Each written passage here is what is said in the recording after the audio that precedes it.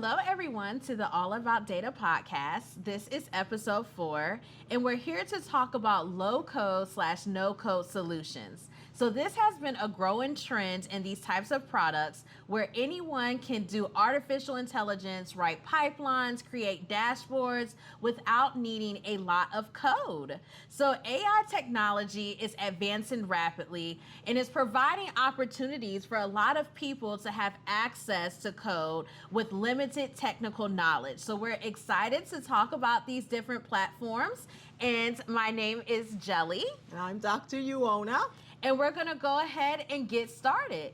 Yes, so this is something that I'm very excited about because as a data scientist who came to data science by way of statistics and not by way of computer programming, I'm always excited about these no-code, low-code types of platforms. And so we wanted to talk about that. So I am going to ask my colleague Jelly, the low-code, no-code platform solutions, what are they really all about? Yeah, and that's just a great point. I know that me and Dr. Uona, we have students and they have barriers. They get really nervous about how much technical knowledge am I going to need, right? So these low code and no code platforms allows us to have automated code generation. It's on the back end, so it has visual tools and modeling tools to allow you to create visualizations, machine learning pipelines with just drag and drop, right? So I like to think of, even though it's not officially low code, no code platform, of Tableau, right? That type of user interface where you're able to drag and drop and it's just creating the visual for you versus several lines of Plotly or Seaborn or Matplotlib, right? Yes. So it's easy to understand and it allows people to have more access to it. So your business partners, other people that aren't technically savvy can just do the drag or drop, or they can visually see what you're actually doing without having to know a whole bunch of technical code on the back end. Yes, because I remember having to learn R programming in the beginning. And even though it was fun, and then Python was the next step, and that was an even easier programming language to learn, there was still a learning curve. And so with these low code, no code platforms, you take away a lot of that having to learn the syntax of these coding languages. And so it allows for, like my colleague said, people who don't have the technical background, it allows them to enter the field of data science and learn how to do some of these data analytics and machine learning, machine building without having to struggle through the initial learning of the programming. And so what that has done, it has provided the opportunity for almost anyone from any background to learn to do what is allowed in these programs. And so the non-technical as well as the technical, and it allows businesses to now then rapidly adopt some of these machine learning and artificial intelligence programs into their business operations, where they would have previously had to hire the technical skills and take the time to build out a lot of these codes and do all the technical stuff. Now they can do that much easily and much more quickly with these these low code, no code platforms. So the speed, the ease, the comfort, the cheap, it's of course it's going to cost less for the company, and all of these are definite benefits of low code, no code. Yeah,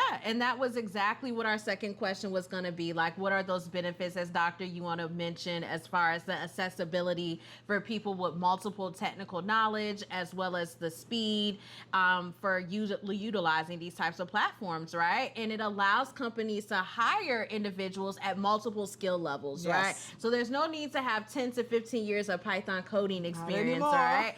You can use these types of solutions and still work on skill development and still just get right to the meat, right? So it's a great interface to actually visualize workflows and think about the strategy behind the workflow versus the technical line by line code. So this is a workflow that we have. What is the strategy behind it? How are we going to actually utilize this workflow? And it allows us to do quick changes, right? So instead instead of having to have somebody try a model and spend hours or months or weeks writing the script, Yes. and then it goes haywire or it's not something that you utilize, you can just drag and drop and see how it's actually going to work in a few hours, Yes, right? or So even less. yeah, so it does save us that time. And one of the things I like about the no code, low code is like Jelly mentioned, the ability to visualize. Because sometimes when you're writing out the code in your notebook or in the VS Code platform, it's a lot of lines of programming. And so it takes a bit of understanding to kind of figure out what's going on. Now, for seasoned programmers like my husband, they can pick that up right away. But for others, it takes time to really figure out what's going on. But with the no code, low code, you have these blocks that represent the code.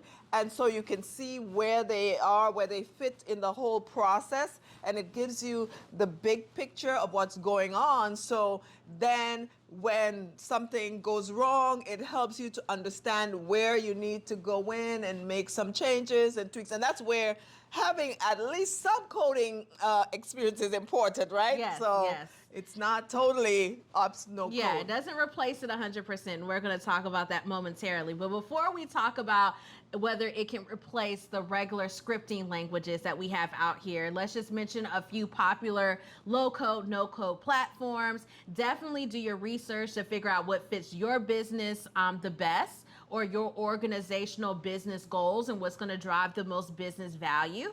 But of course, Amazon SageMaker is a front runner in Yes. these no-code, low-code platforms, as well as Google Auto ML, Data Robot. Recently, I have discovered KNIME, Yes. which is KNIME, and that helps you build out that machine learning platform all the way to deployment. They even have drag and drop for neural nets. That is like a low-code platform because you can add pieces of your own script. Right. So that is the main difference between low code and no code. Low code allows for a little bit more flexibility. It will take some technical knowledge to do some scripting customizations, whereas no code, you don't really need to have any technical ability at all. Yeah. As well as NanoNets, obviously AI, and PyCare. And there's tons that are coming out on the scene Yes. offering these types of services. And a lot of people are gravitating towards it because it democratizes that access to people Absolutely. to understand exactly what the data is doing, to visualize it, and to actually build this out without the fear of a whole bunch of hard coding. Yes, and as data evangelists, we're all about democratizing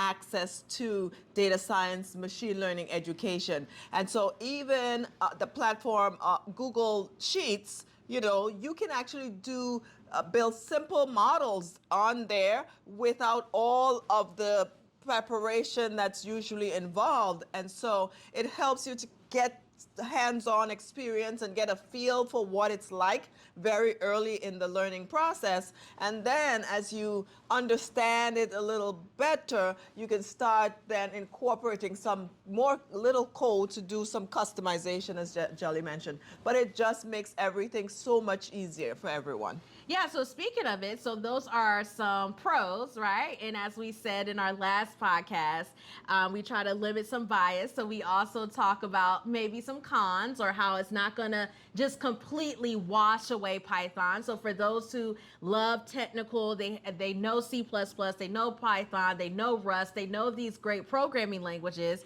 you still need those languages. Absolutely. So Dr. Yuona, talk to us about how these no-code platforms can be utilized alongside traditional programming languages. Yes, and that I'll give a plug here for our previous podcast where we talked about some of the specialization.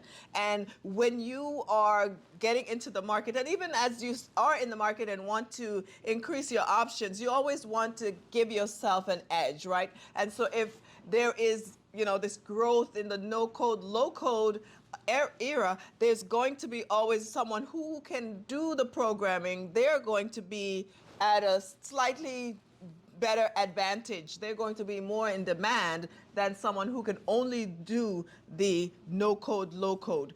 Because these, as far as they're growing in popularity, it's forecasted by 2025, 70% of all new application will be based on low code, no code, compared to only 25% in 2020. So it's going to grow rapidly.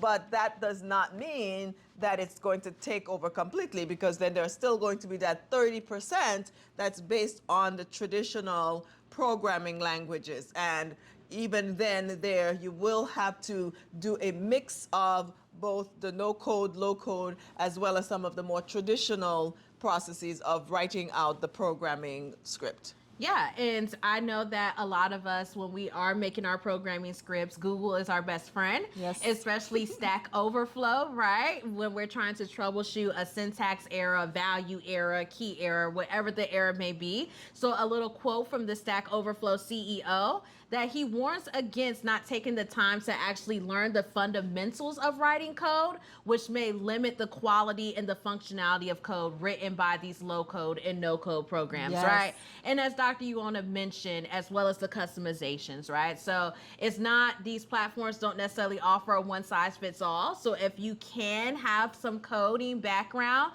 to do the customizations, it's really good to still add this in addition to other programming language skill set, not in replace of. So what are your takes on that as well, Dr. Yuona? Yeah, so I know that I love using these no code, low code platforms because I love the visualization, of course, and I like the fact that I don't have to write code. But I know that also there are times when I use those programs, those platforms to create a machine learning algorithm when I need to optimize my algorithm or to make some changes, some tweaks to customize my algorithm, that I can do that because I do know how to write the Python program language or to make those changes. So there are certain advantages to knowing how to these programming language. Yeah, it's definitely a good skill to add to your toolbox alongside those other programming Absolutely. languages, right? So, low code and this no code software development solutions, they have emerged to really help the access to these technical skills for people that may not be as technically savvy, and to give some transparency of what's going on in the technical departments within your organization.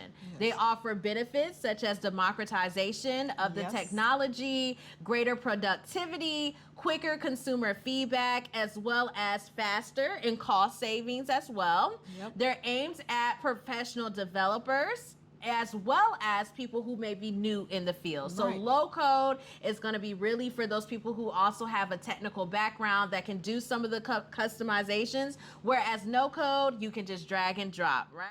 So that was our summary about low code, no code. Please like, comment, and subscribe. Thank you so much. Bye bye.